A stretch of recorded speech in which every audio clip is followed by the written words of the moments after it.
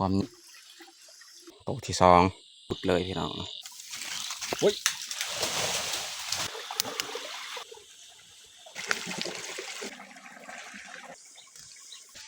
ใส่ไว้ดีก็ไม่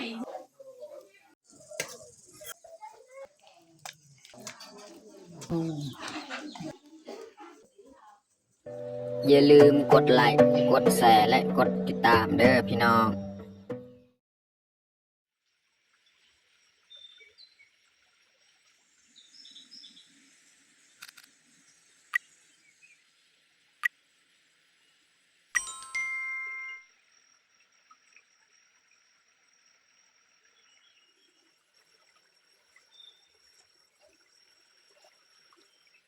กล่าวทักทายสบายดีเบิ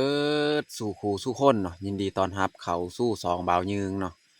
แล้วก็สำหรับมื้อนี้แมนคอยสีพาทุกคนมาเบิ่งเฮาสิเขาห้วยเขาปลาเนาะคือเฮาสิไปหาซีดเบ็ดพี่น้องเนาะซีดเบ็ดตามห้วยเนาะสำหรับมื้อนี้แมนเฮาจะบ่ได้เข้าให้พี่น้องเนาะเพราะว่ามื้อวานก็เบิดแล้วเนาะเราเสียหญ้าคามื้อวานเนาะเหลือแต่มื้ออื่นมื้อฮื้อมื้อตึงพู้นแหละมื้อใดมีโอกาสเฮาก็สิไปซักข้าวให้เนาะถ้าว่าฝนตกเฮาก็เตรียมพร้อมที่จะซักข้าวให้เลยเนาะถ้าว่ามันยังร้อนยังแดดแบบนี้นี่ซักข้าวให้มันก็บ่เกิดบ่เงยพี่น้องเนาะแล้วก็สำหรับมื้อนี้แม่นข้อยสิไปหาซีดเบ็ดเนาะตามห้วยเนาะส่วนเมียนี่แม่นยังอยู่บ้านเนาะบ่ได้ไปไสก็เลยข้อยสิลองหากินหาอยู่ตามห้วยและลองใช้ชีวิตจักมื้อหนึงตามห้วยเนาะโอเคจังใดก็มีแต่ทุกคนติดตามเบิ่งเนาะสำหรับมื้อนี้เฮาไปซีดเบ็ดว่าสิมานหรือบ่มานก็ไปลุ้นนำกันไปเบิ่งนำกันเนาะมีแต่ทุกคนติดตามเบิ่งติดตามชมแบบยาวๆเลยตอนนี้เฮาก็สิเริ่มออกเลยเนาะพี่น้องเนาะอันนี้แหละทางเฮาไปนี่ห้วยอันนี้แหละพี่น้องได้ยินห้วยเสียงห้วยเสียงน้ำนี่ก็คืออันนี้แหละพอจะถือคันเบ็ดตัวเฮาเคยเอาไปซีดเบ็ดสุดก่อนเนาะนี่อันนี้เรียบร้อยเลยนี่ตัวเบ็ดนี่เอามาจากบ้านเรียบร้อยตัวนี้เนาะ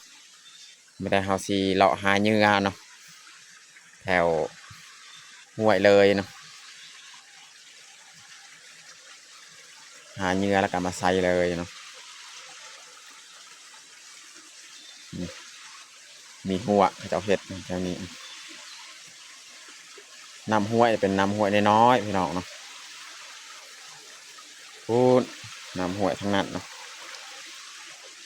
ห้วยอันนี้นี่เราจะบ่ไปห้วยนี่มันน้อยโทษหัดเนาะห้วยภาคเบื้องนั้นแต่ว่าน้ำสีคุ้นๆจักหน่อยนะน้ำห้วยเราก็สีเลาะขึ้นไปเลยจักหน่อย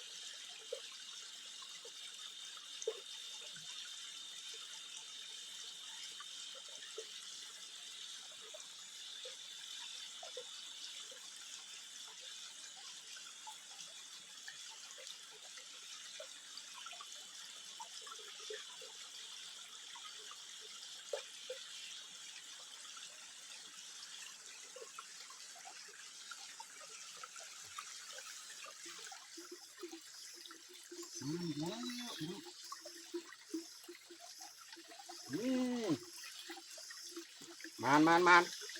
ตัวแรกแข่งมานพี่น้องนี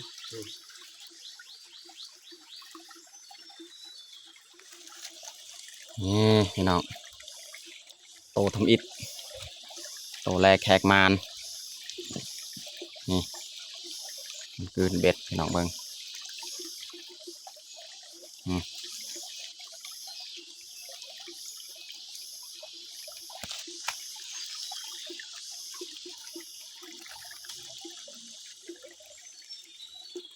ได้แล้วแต้มหนึ่งพี่น้อง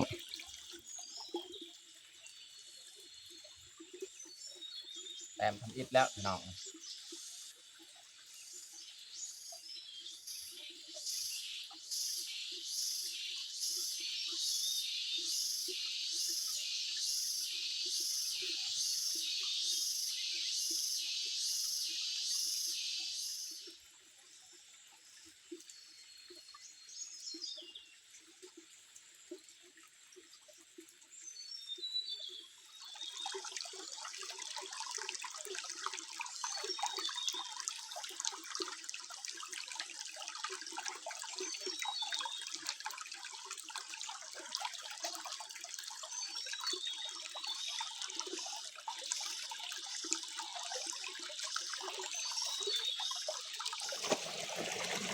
นี่พี่น้องเจอเห็ดอืมน่าจะกินได้นะพี่น้องเนาะเห็ดอันนี้นะนี่พี่น้องว่าบอกเห็ดอันนี้กินได้เลยเห็ดนี่เอาเก็บเอาเมื่อก่อนเนาะ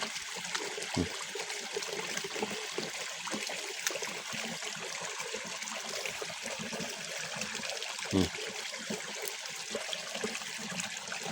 เอาเก็บเอามาให้เขาเจ้าเบิ่งอยู่บ้านนะ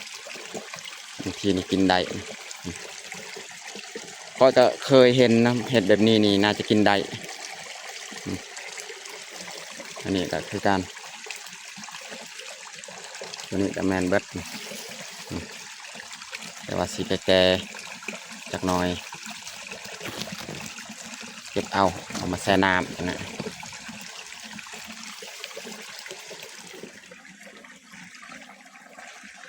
เอามายัดใส่กระทงเลยพี่น้อง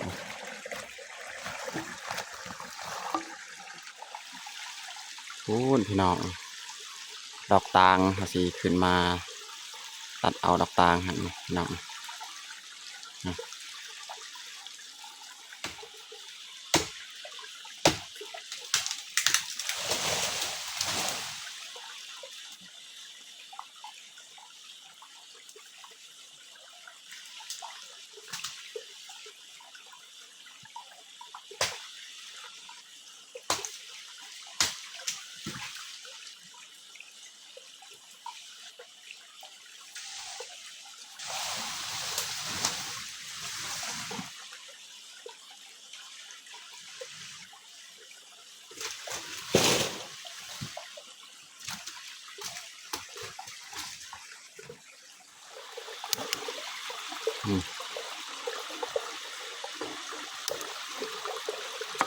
จะเก็บเอาเลย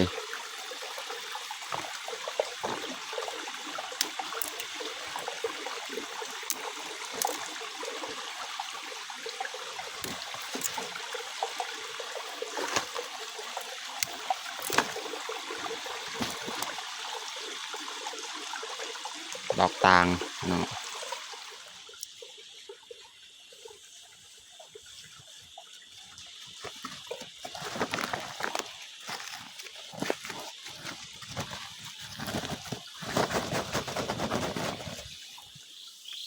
โอ้กระปูใหญ่พี่น้องนี่กระปูใหญ่นี่เบ็ดพี่น้องเนาะอ๋อใหญ่แถวว่าเลยโอ้ยโอ้ยอืม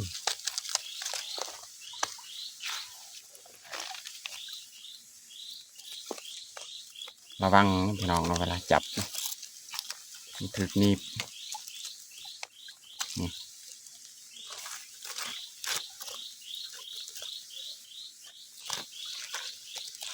ใหญ่คักเลยพี่น้อง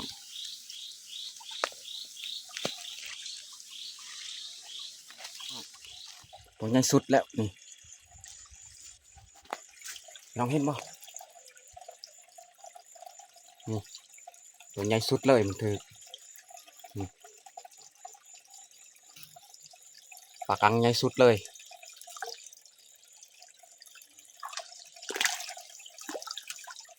นี่ใหญ่สุดเลยตัวนี้นี่พี่น้องความใหญ่นี่ตัวนี้แหละใหญ่สุด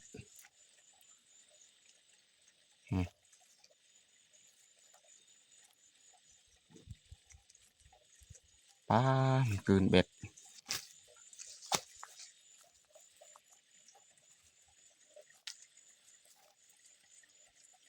นี่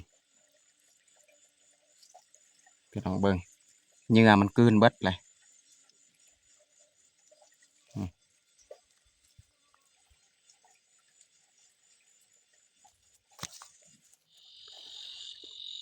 ตัวใหญ่สุดเลยพี่น้องนี่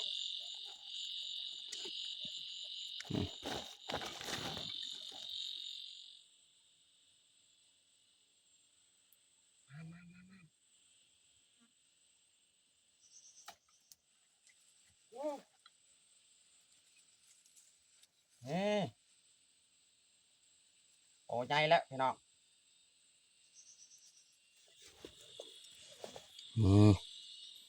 โตที่สองแล้วพี่น้องนี่โตที่สองนี่เบ็ดจนซอดเลยพี่น้อง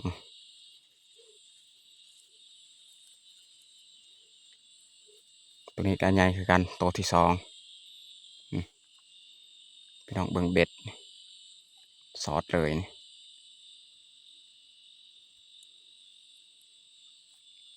สุดใหญ่เลยปลากัง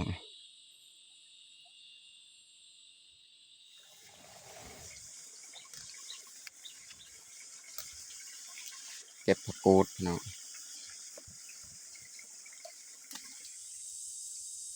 ตอนนี้ก็ฮอดเที่ยงแล้วพี่น้องเนาะนี่เอาสีเบ็ดก็สุดถ้วยแล้วนี่เอาสีเกียมย่างกลับบ้านเลยเนาะก็ได้ซ้ำเฮ็ดปนแจวจุพี่น้องเนาะเอาแต่เอาสีเกียมกลับบ้านเลยเนาะพี่น้องเนาะ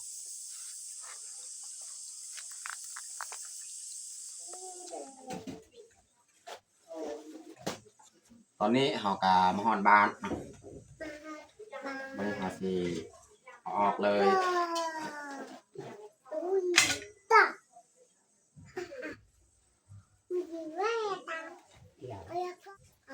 ผักกูด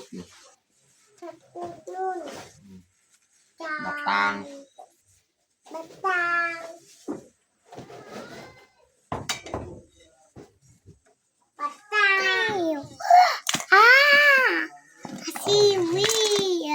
โอ้โดดพี่น้องเลย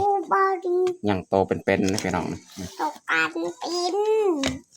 ลูกกันเป็น กระปูกะ3-4โตพี่น้องเปิดแล้วเปิดแล้วก็ได้ซ้ำเห็ดปนพี่น้องเนาะเห็ดปน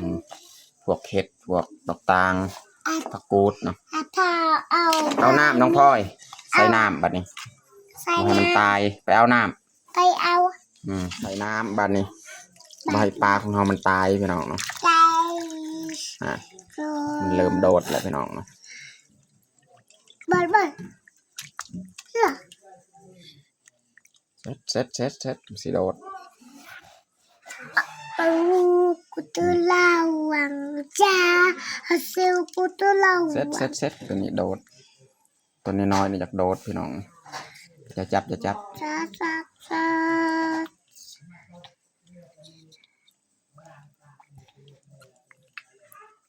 ปลานี้ถ้าว่าเขาเลี้ยง4-5 มื้อก็บ่ตายดอก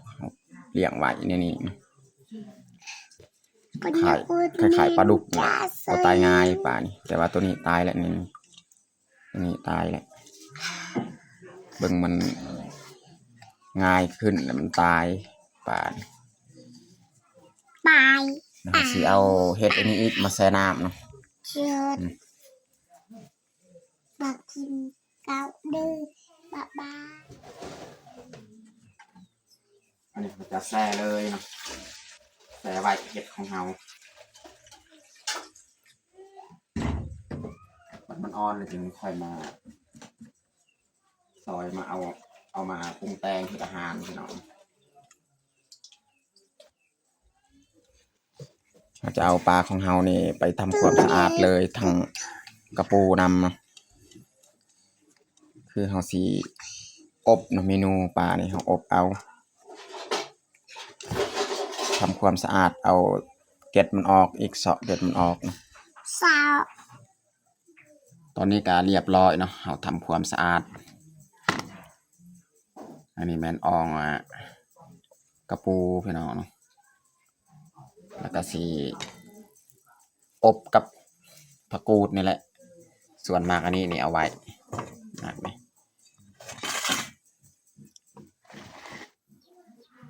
อันนี้เขาจะซอยเลยเนาะปลาของเรา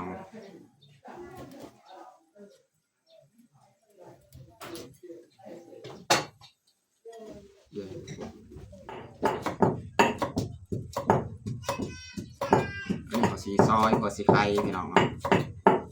เขาสีตำรวมใส่พริกกระเทียมมะแกน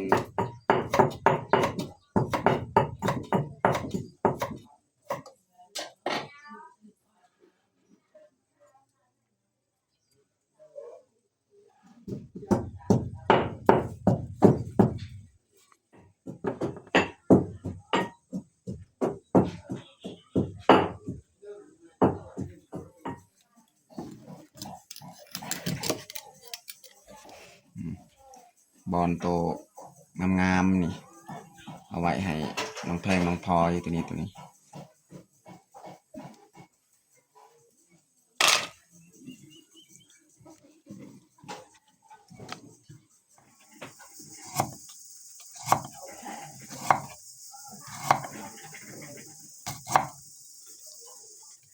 ซอยคิงพี่น้องแล้วก็ซอยหอมเปย์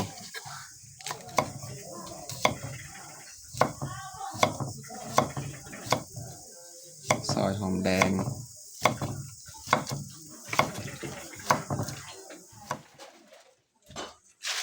วันนี้เราจะเริ่มปรุงเลยพี่น้องเนาะเอาเตรียมมาเครื่องปรุงก็เรียบร้อยพี่น้องใส่ผงนัวอันนี้เป็นกระเทียมหัวสีไข่มะแคน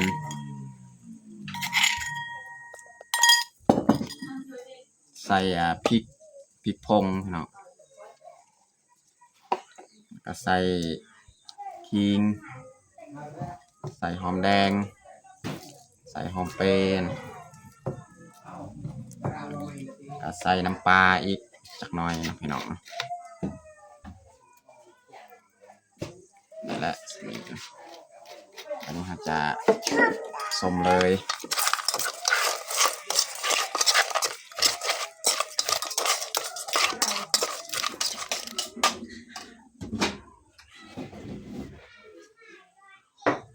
ใส่น้ำหน่อยนึงพี่น้องเนาะน้ำมันล้างจากครกประมาณนี้แหละพี่น้องเนาะใส่ลาย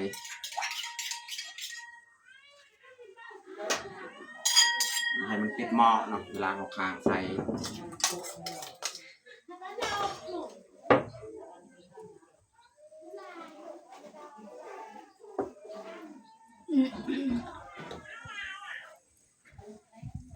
ยอดใส่น้ำปลาใส่อองกระปูแล้วจึงเอามาจีได้แล้วสำหันน้องพลอยมักกินได้อองกระปู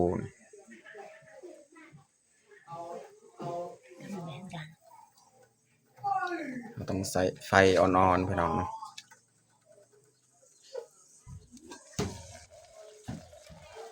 นี่พี่น้องไก่สิสุกแล้วพี่น้องเอาสิเตรียมใส่ผักกูดเลยแบบนี้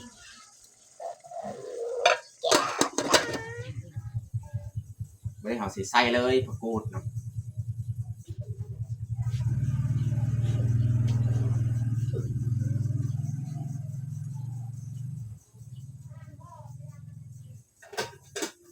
กูดนี่มันสุกง่าย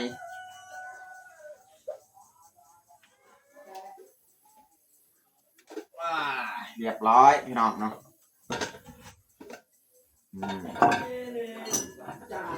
อันนี้จะตักออกเลยเนาะผักกูดทั้งเทิงพี่น้องเนาะพอดีสุกเลยผักกูด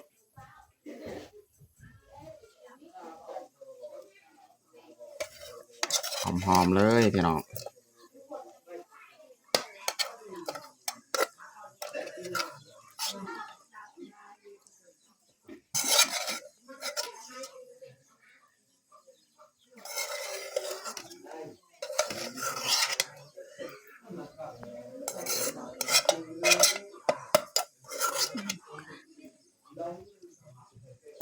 เรียบร้อยพี่น้องเนาะบัดสมีแหละพี่น้องอันนี้แมนคล้ายๆเขาลวกแหละผักกูดทั้งเทิงเอาไว้นี่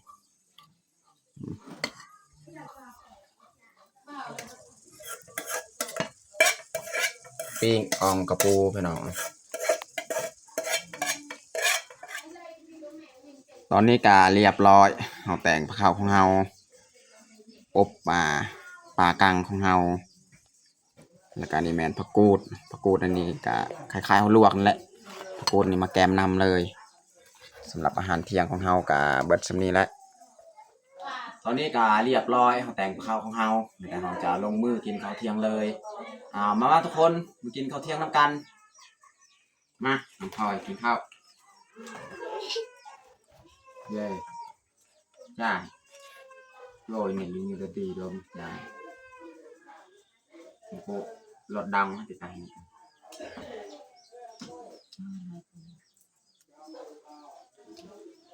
น้องแพงนอนน้อง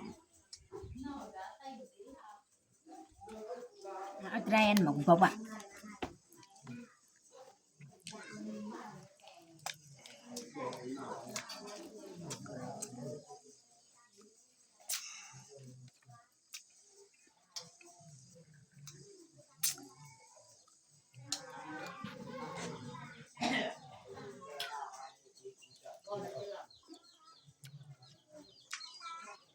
ปลานี่แซ่บกว่าปลาอื่นแบบเนื้อมันแน่นๆเนื้อมัน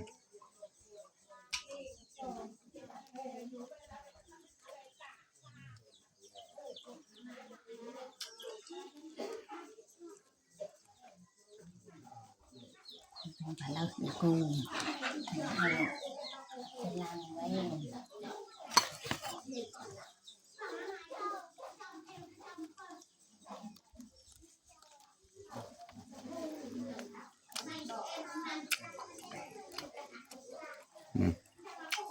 ตามกระปู